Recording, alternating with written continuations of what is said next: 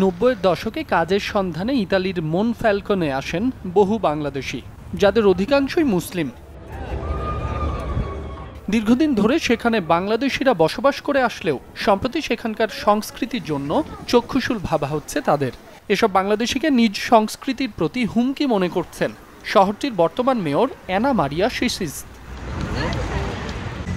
শহর সুরক্ষা মিশনের আওতায় তাই খ্রিস্টান মূল্যবোধ প্রতিষ্ঠার ঘোষণা দিয়েছেন তিনি। মেয়রের মতে বাংলাদেশিদের জীবনযাত্রা ও পোশাক শহরের পশ্চিমা সংস্কৃতির জন্য অগ্রহণযোগ্য।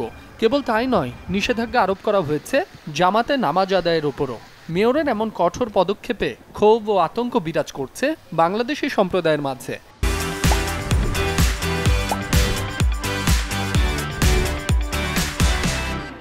উনি বাংলাদেশিদের বিরুদ্ধে বলতে পারেন এক ধরনের যুদ্ধ ঘোষণা করেছেন।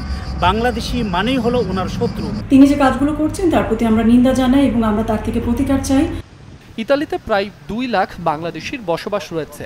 দেশটিতে বিদেশি শ্রমিকের চাহিদা বাড়লেও অভিবাসন বিরোধী মনোভাব বেশ জোরালো। ফলে 2050 সাল নাগাদ দেশটিতে শ্রমিক সংকট দেখা দেওয়ার আশঙ্কা করা হচ্ছে।